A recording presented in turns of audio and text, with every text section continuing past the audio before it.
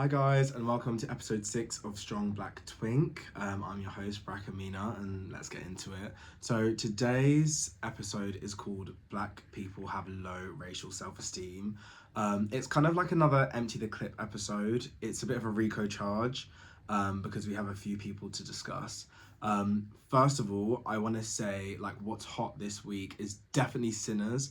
I watched it over the weekend and honestly, probably the best movie I've watched this year and the best movie I've watched in a long time. Like, I think it was such a great analysis of like black and specifically the African American struggle, music, culture, and a lot of times how those struggles can be co-opted by other minority racial groups. I think it told the story of, the East Asian and specifically Chinese immigrants' experiences in America, and how that intertwined and the dynamic between Chinese immigrants and African Americans.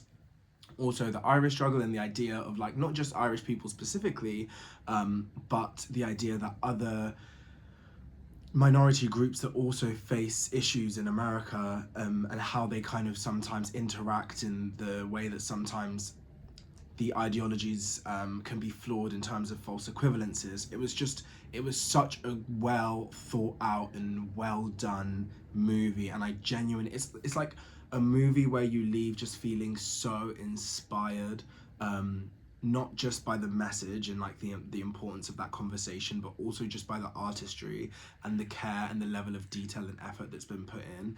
I even feel as though like, yeah, all the stories were just so well talked about, and like you could hate on like, no, not you couldn't, but like you could criticize the Irish vampire, but you can also see where they come from. And I think the same with I forget all the characters' names. I'm really bad with names, but even the East Asian woman's experience and how the way that she interacts, like it's just such a great analysis. I do probably at one point or another want to do like a black horror like analysis episode, so I'm not going to go too in depth, but I watched so many great reels this morning about like the ways in which certain things were so well explained. I'm going to come back to, actually no I'm not, I'm going to talk about it now and then I'm going to move on. It's really interesting because one of the most moving, and I think it was meant to be the most moving scene, was where you know the main character was playing his guitar, and also they were going to be spoilers, so well, I mean there's already been spoilers, girl. But when the main character was playing his guitar, he was playing blues music, and it was kind of a callback to the start of the film when the narrator talked about how some people have music so powerful that it can connect different worlds, and it can bring back, it's a tie between the past, present, and future. And I personally, so I studied for my research project in university, I was studying about kind of the roots of, actually it was UK drill music, but I was tracing it back to, you know, to African music and back pre-slavery and pre-colonialism, and like tracing it all through Negro spirituals and slave music to soul, blues, blues, then soul, then jazz, and how that then went to hip hop and all of the different influences from Africa, from Jamaica, from the US, and how that's even come full circle all the way back to the UK, even though UK migrants, black British people come from Africa and Jamaica, how like why am I so confused? Africa and the Caribbean, like the roots of UK drill, for example, are both in like sound system, obviously from the Caribbean, but also like American rap music and American hip hop has had such a massive impact in that. And I think that scene where we just saw kind of how black music, literally as Kamala Harris says, it exists in context of all that came before it and everything that's going to come afterwards. And it was genuinely like an emotional moment watching that film, and it was just so beautiful, like the richness of African American culture and history and all of those things. Like I just thought it was such a great depiction, and it was so important on so many levels, and how they chose vampires, like these kind of, you know, white people that needed to feel freed and needed to feel activated and needed themselves to have someone that could use their stories. I felt like it was such a, they wanted to be able to use black music and black stories to bring back, to free themselves and uh, connect with their ancestors. It kind of talks about the parasitic kind of way in which the general public interact with black music in terms of the charts, or in the music industry, where a lot of these executives are so disconnected from, you know, black culture, but want to be able to profit off it and gain from it personally, but don't actually have that authentic connection. So I thought it was just, it was so good. I could talk about it for ages, but I'm not going to. And imagine my surprise after watching this amazing like movie, when I get on Twitter and there are black Americans talking about, why do Africans always want to take credit for our music? And I was like, nigga, what are you on about? Are you, but, and I think this has been a, like, a burgeoning, is that the right word, or an emerging like diaspora war that's been kind of simmering for a long time, where there's this massive resentment between Africans and African Americans, where there's this feeling from not all, not most, and not even necessarily many, but a significant amount, or a loud minority of African Americans, who feel as though Africans hold the history of their culture over the heads of African Americans, to say, yeah, we created that, yeah, we're responsible for that, when it's not that at all. Like, like as I described, the only emotion I feel when connecting all the dots between, you know, rap music, hip hop, trap, boom bap, to soul, to reggae music, to jazz, to funk, to disco, to UK drill, to UK rap, to like back, you know, Orishas, and not Orishas, that's not the right go. Not woken up.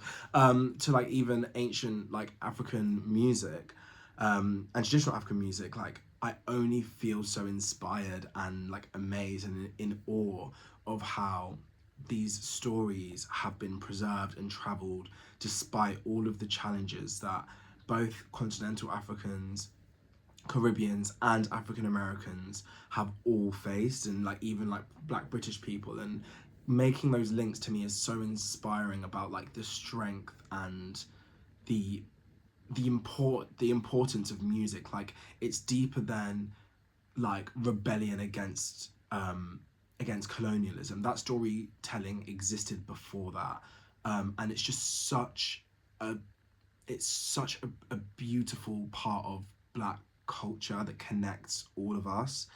And to have those select few African Americans talk about, like, oh, like Africans always taking like credit.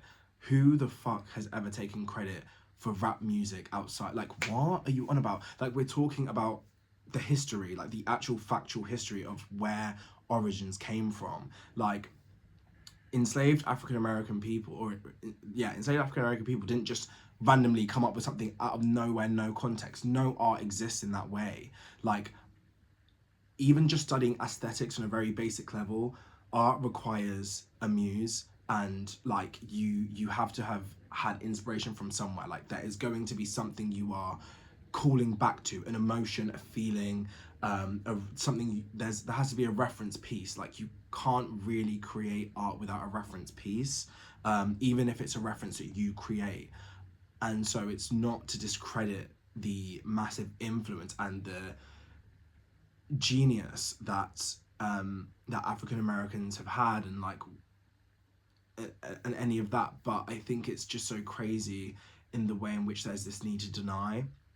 And in my opinion, that denial is kind of like a bigger part of this resentment of, and I think it's such a sensitive topic. So like, it's not me saying that like, oh, you shouldn't feel resentful. I think it's it's an improperly analyzed and thought through, or kind of, I'm trying to find the right words before I like talk crazy, but basically I think the people that have this need to deny the impact or the influence or the origins of like African American music in African heritage, or even like deny that African Americans are African, I think it's just a lot of unresolved trauma, anger, and resentment at the horrific like experience African Americans have had in America, which is very, very fair, and what slavery has done, and the feeling of betrayal that African Americans feel, and this like anger that's just misplaced. Basically, that's the best word I could think of, and I think a massive issue with that misplacement is that all it does is further create like discord between Black people. And truly and honestly, the more I look at like these diaspora wars, the more I think truly the CIA and the FBI do not have to do any work with us, because one thing about us Blacks, we're going to be fighting with each other regardless. And it's like, it's just so insane that you could watch a film like that and be like, I can't believe Africans are taking, huh? Like, you're dizzy, you're very dizzy. And that's just so crazy to me. But yeah, like, I think that was, yeah, that was just very crazy. But yeah, Sinners was my hot thing of the week. Now we're getting to empty the clip. I want to start with, oh no, we're gonna go back to Tyler. So Tyler is another what's hot this week, and Tyler's probably gonna be what's hot every single week. It actually goes back to kind of this African and African American constant back and forth. So Tyler performed at Coachella both weeks, and obviously like it's her second year like in like pop stardom, and she's in Coachella, amazing. And the second week that she performed, she wore a blue-green bra and jean shorts with green fringe, and a lot of people kind of drew comparison between this outfit and Britney Spears' I'm a Slave for You like VMA outfit. Now, do they look similar? Like, you can see the similarity, and I think Tyler had said something along the lines of, oh, like love her, and like love that similarity, but I didn't pick up on that. I just thought it was a fly outfit. Now then, that caused and then someone must have replied, so obviously loads of people replied, saying like, wait, what? And someone was like, personally, I think that like Tyler needs to give more credit to people. And she was like, personally, I think you need to shut the fuck up. Tyler's a bit of a like South African girl from Joburg, and then people really got onto Tyler's ass. Like, everyone was like, get behind me, Tyler, like, don't do too much on my girl, all of this, all of that. Now, we all know, like, in the Black community, that the reason as to why Americans, and let's say specifically African Americans that don't like Tyler, the reason they don't like Tyler is because originally when she was coming up and coming out, and people were asking her about her race and how she identifies, she explained that she identifies as coloured. Now, in South Africa, the racial system is different to in America. In America, there's a one-drop rule from slavery, which means that if you have any like Black ancestors, basically, you are Black. Like, if you have like a Black great-grandparent or great-great-grandparent, you are Black. And so Americans were really thrown off by this. One, because in American culture, there's the belief that like coloured is still a slur, and so that was like, why would you call yourself coloured? And then secondly, a lot of African Americans felt as though Tyler was denying her Blackness. So that was a massive thing, and since then, the people that had an issue with that have not let up off of Tyler, and like the way that they speak about her and are ready to criticize her at any moment is insane. And I think this is where I started to kind of have the idea of the title of this episode.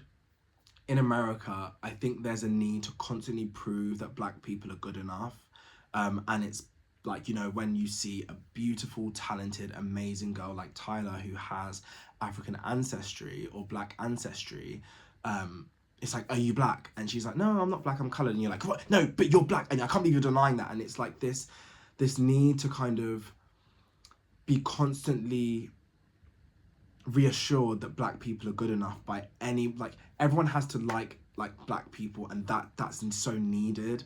And it builds this resentment when people are like, no, actually, like in South Africa, this is how we classify races, and it's different. And it would have been a really great conversation about how white supremacy manifests in different ways across different cultures and what that means. But instead, it's like this, it becomes this like weird witch hunt. And I think that Americans, and let me say African Americans, forget that as well as having African ancestry, they have, like, they've grown up in American culture with American ideologies, and a lot of that is based around having a monopoly on so many things. So for example, the fact that race has to fit the definitions like that were ascribed by the white men in your country, and if other people don't do that, you will attack them. How does that bring black people closer together? How does the one drop rule bring people closer together? How does that progress like black issues? It doesn't. All it does is it assuages this sense of worthlessness that has been ingrained and indoctrinated into black people by white people. And so like you're actually going against what you need. What you need is to be like, oh my god, she's coloured, and like we're actually getting more representation from people that have faced oppression across the globe. That should be the reply. But yeah, like I'll always have my Tyler's back because I'm African girl and I'm an uppity African too. And I think also people have to understand the reason why Tyler was so upset by people constantly comparing her is because from the day that she's come out, she's constantly been like, she's a new Rihanna, she's a new Beyonce, she's a new this, she's new that. She's never been her own person.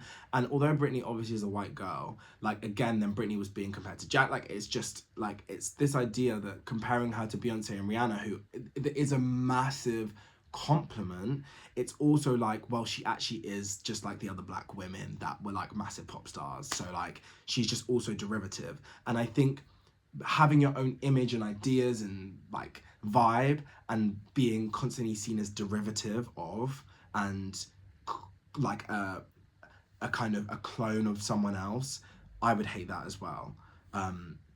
So yeah, I didn't love that, and I love my girl Tyler. Now, okay, empty the clip. Firstly, we're gonna go into Shannon Sharp. Shannon Sharp, you're the first one I'm emptying my clip at. So it's really funny that episode 5 was all about how in the gay community, black men are fetishized by white gays because they're seen as masculine, this, that, the other. And no one was really on my neck. I kind of wish people on my neck so I could like, you were on my neck and now I'm vindicated. But it was just like, I'm so happy that like the next week that happened, Shannon Sharp was like then shaken down by this 20-year-old white girl who he'd been, so for context, Shannon Sharp is an NFL pundit, ex-basketballer, NFL? Footballer, I don't really know. I'm gay. Like, I don't really know sports like that. But he's an athlete that's also now like a pundit journalist, public figure, has like Shay something, like cousin Shay's, and he has like a talk thing. Anyway, he recently was in some controversy because he's like 50 something, 56 maybe, and he had some type of relationship where he was seeing this 19-year-old girl who's an OnlyFans creator, and as a part of their relationship, or their interactions I should say, they engaged in race play, and from the text that he exposed showed her fetishizing him by being like, are you gonna put a big black baby in me? I need that, like, what was the phrase she used? Something like jungle juice? I know I made that one up. But she said something, baby, that like black baby gravy or something like that, like something crazy. Now, I'm not gonna get on this 19-year-old girl because I think the issue is, yes, she's white, yes, she was fetishizing him, but like when you're that young and like that impressionable and you're being given the okay and encouraged most likely by an older man to speak in a certain way, and like it's under the guise of, you know, a fetish and like experimenting, I wouldn't hold a 19-year-old girl to the same standard I would hold a 56-year-old man. And I think it's really ironic that the what the fallout of this whole situation was that it turns out that he has been accused of sexually harassing or sexually assaulting this girl, and like doing things without consent, those type of stuff, right? Being too aggressive. I think he threatened to choke her. Now, the exact same tropes that black men rely on to fetishize themselves and search for women who fetishize them in that way, being aggressive, being overly dominant, being like, you know, all those type of things, that overpowering, like that is where black men that are into this see their value in being seen as aggressive, violent, this, that, the other, like the whole, again, the Mandingo stereotype. Now, the fact that you would have to go to a 19-year-old girl to get your validation is crazy, and is predatory in my opinion. Like, I think that age gap is insane, and obviously I'm not saying every single couple that has that age gap like leads to assault, but the fact that in this case it has led to an assault accusation is just further proof that there's a clear power dynamic that Shannon Sharpe wanted to like take advantage of. Now, the issue I feel like in this situation is that like you see your value in such a short, like such a small area of how you identify yourself, and that's in being a Mandingo, which is I just think it's so crazy, and it goes back to the fact that black people do have low racial self-esteem, and this is a prime example of it. It's like you need to feel like white people like you, but you think the only way in your head you can conceptualize white people liking you is for the very qualities which you are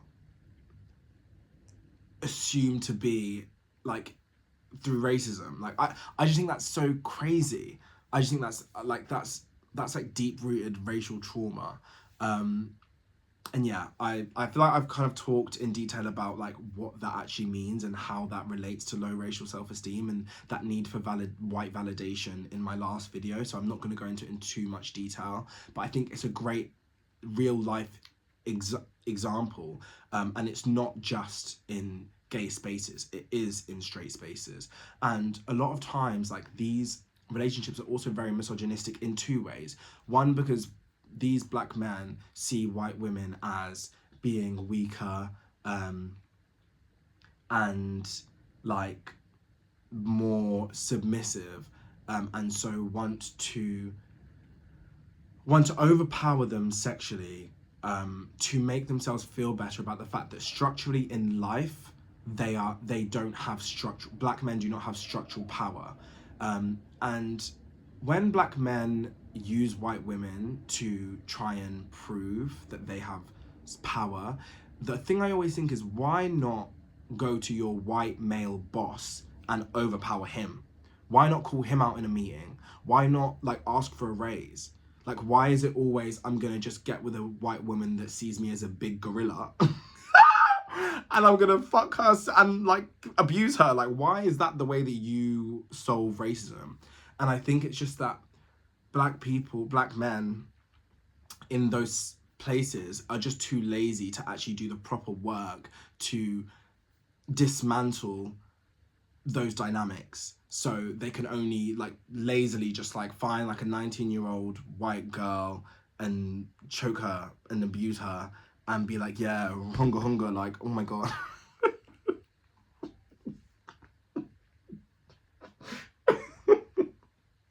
That's sick, Shannon Sharp. That's disgusting. You're next.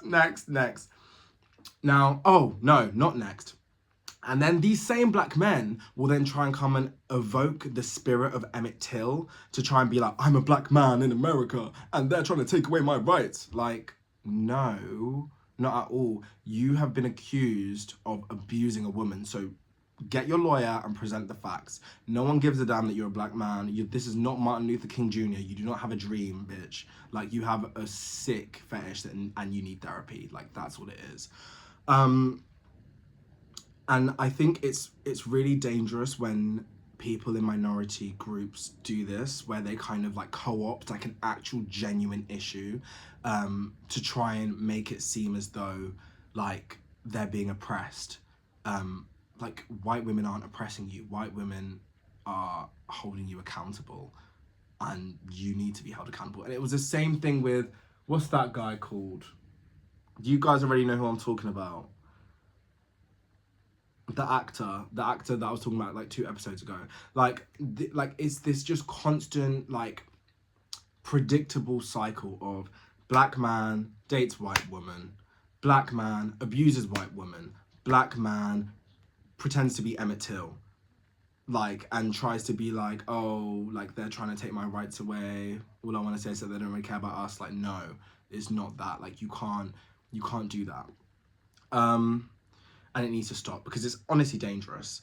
Now, this is kind of going off topic for, oh, sorry. And the second thing about Shannon Sharp and like the misogyny of it all, a lot of times like men will then say fear white woman. Like, that will be the response of like these accusations will be like, oh, fear white woman. That's why you can't get with white women. Oh, you know, what's it? Black queens forever, snow bunnies never. That's not the reason why Dr. Umar says that. Dr. Umar says that because like, we need to protect the black household. But like those black men will use it as like, oh, that's why you shouldn't date white women, because you want to abuse black women or you want to abuse like women of other races. Like, you can't, the reason for not dating white women shouldn't be so that you can abuse someone else. Like, that's crazy. And that's why people like, that feeds into misogyny of the fact that like there's an idea that black women are easier to abuse, they're stronger, they can they can take it, they won't do this, they won't do that, and that's crazy and that's horrific. But yeah, we're gonna move on now. So on the topic of minority group people co-opting genuine social issues and making them personal, this is kind of the second person I want to empty the clip at is Jojo Siwa. Now, my babes Jojo, she was a bit of a messy girl, and actually, like, this is really not about Jojo Siwa. I actually love Jojo Siwa. Karma's a bitch. You should know better. But she was on Big Brother. She has had a girlfriend. I think Jojo Siwa was 21 and her girlfriend's 27, so spooky. But anyway, she had a girlfriend, but she was getting really close with this boy on the show, and as a result, has broken up with her girlfriend now. Now, breaking up with your girlfriend, realizing that maybe you're not gay, you're bisexual, all those things are very fine. But, and actually, like, maybe saying empty the clip on Jojo Siwa is not fair because, like, that was messy as hell. But a lot of gay people have similar experiences of maybe feeling like a spare part or not fully valued on the same level in relationships with bisexual people, or by curious like people, because I think there are multiple reasons, but on a very basic level, like, bisexual people almost have access to 2 worlds, and not all bisexual people are queer or not queer. So there are loads of bisexual people which are like queer and like, you know, for the gays, like, so I'm not saying all people are the exact same, but a lot of gay people's experience with like, for example, gay boys with DL men, or like straight men, right? Or bisexual people, or men with girlfriends. And also, not all of these situations are completely one-sided, where like, oh, the gay person's in the right and the straight person's in the wrong, or the bisexual person's in the wrong, in the wrong. Like, I think it's about a dynamic which is very common and like repeated. A lot of times I think when gay people are talking about these experiences that they have of like, you know, a bisexual person keeps them as a secret, or leaves them for, you know, a heterosexual relationship, or maybe doesn't show them as much value as they'd want, and all these things, like, that is quite a common trend. And as a result, like, gay people might be like, oh, I don't like dating bisexual people, I'm not a big fan of bisexual people are this, bisexual people are that. Now, when gay people say these things, that is gay people recounting their lives, their experiences, and what they have, it's going through their emotions, like all those type of things, right? And when more than one gay person says it, and in fact many gay people have the same experiences, that is a social phenomenon, and that is like a dynamic that exists beyond like personal relationships. That is something that you can say on a sociological level happens. Like, when bisexual people have the option to date in a heteronormative relationship, or in a heterosexual relationship, or a homosexual relationship, and there seems to be a consistent preference towards heterosexual relationships, and as a result, like, the homosexual relationships they have are treated maybe with less care, that is a very fair thing for gay people to talk about and discuss. And in my opinion, I feel like whenever I see bisexual people talking about biphobia, and they're like, both gay and straight people are biphobic, I just don't really know that I've ever seen a gay person be biphobic. I feel like I've seen gay people talk about, and that's what I've seen. I think I've seen gay people talk about what I've said, which is, I dated this bisexual girl, she left me for a man, like, and didn't even tell me, or I dated a bisexual man and he kept me a secret for 3 years. Like, these are the stories I hear, and they're very common. And what I find really irritating about this is, it would be different if bisexual people were like, you know what, within the bisexual community, we have an issue with this, this, and this. We need to be accountable for this, this, and this. However, the way that gay people talk about us here, here, and here, we really don't like. That would be very fair. I would be like, you know what, I can see how this upsets bisexual people, but it's really good to know that bisexual people can understand how the way that they interact with gay people can be problematic for these reasons. And the lack of accountability, the lack of ability to think correctly and think, you know what, bisexual people are quite bad at this. And so for me, I think that calling gay people biphobic for being for having disdain for bisexual people, or like being like, oh, like, bisexual people are greedy, or this or that or the other, I don't think that's biphobia. I think that's holding you accountable to things that they've experienced at the hands of you or people in your community. And I think the one-sided analysis from bisexual people of being like, oh, this is biphobic, is just very dismissive, and like not a critical response into what the reality of that dynamic is. And I think you would garner a lot more respect and kind of support as a bisexual person if you could sit here and be like, we are upset by the way that gay people talk about us for this, this, and this reason, and the way that gay people also encourage this, like, this kind of discourse. However, we can see why they have these emotions. And I've never had that from a bisexual person. Like, I've always just had, oh my god, you're being... I remember, like, a few times I was talking to bisexual people, and like, I might be like, oh, like, I don't date bisexuals, and they'll be like, oh my god, that's so biphobic, and I'm like, girl, like, there's there's proof, there's history, there's law, you don't know how I've suffered. But anyway, enough about bisexual people. The last person I'm emptying the clip on is Keys. Keys is a black gay creator who last week made a video about how his straight black female friends were being homophobic. It kind of blew up on Twitter and TikTok because they then replied and were like, we were never, we were homophobic, but we were homophobic because you gave us the like the pass to use the F slur previously, so when we used it again, we didn't realize it would offend you. However, we take accountability for that. The reason I'm mentioning the clip, I actually only just watched the videos today, right before I recorded this.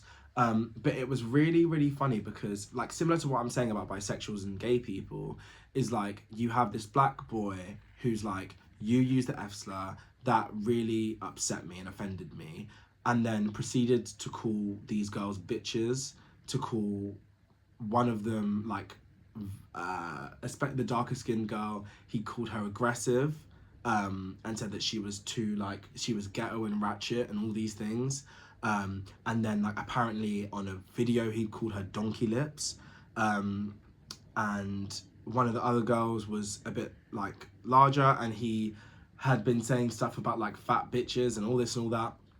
And I think there's a longer conversation needed about gays in general and the way they speak to women, especially black women's, in like stan culture, in family, in this and that and the other, and the comfortability all men have around the word bitch, which is a slur. And like, to be honest, I'd be saying bitch all the time, but like it's a conversation that needs to be had. Like, it's like, if we're gonna be all the way real, like, we need to have that conversation, and yeah, we need to have that conversation. But also, it was just so ironic that, like, you know what, it is important to talk about how women, and you know what, in the black community, how like black women are comfortable in many ways being homophobic, and how all straight women are very comfortable being homophobic, and discuss that. And I think the fact that you used such a personal and like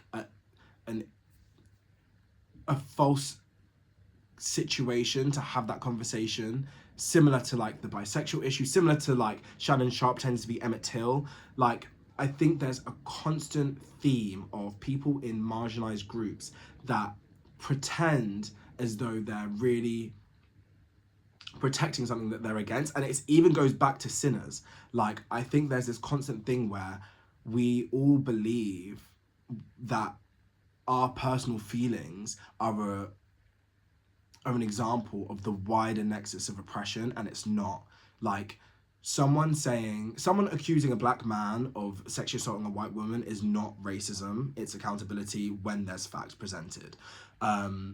Someone saying that a gay person saying a bisexual person cheating on them is like makes them a bad person is not biphobic, it's telling your story. And a black woman, like, being in a friendship group where the F slur has been normalized, using it is not, like, I think it's a bit more nuanced than just saying that that is point blank homophobia is not the truth. So yeah, and even by that fact, the fact that you called these people all these names out of their names, called them the B word, called them like ghetto or aggressive, when they had expressed that that had been something had been used by them personally, I think just goes to show that maybe it's your character and you're just using this to kind of gaslight and change the situation. To be honest, it reminded me a lot of my Empty the Clip episode, where like this, anyway, and all the way back into that. But yeah, right, it's 40 minutes now. I feel like I've done enough yapping for this week. Guys, please watch Sinners. It's so good. Because in a couple of weeks, or maybe not in a couple of weeks, in a couple of months, like, I'm good, maybe for Halloween, I want to do like a black horror like analysis of like the key themes and like my favorite black horror films. But yeah, I feel like there's not much else to say today. Yeah, bye.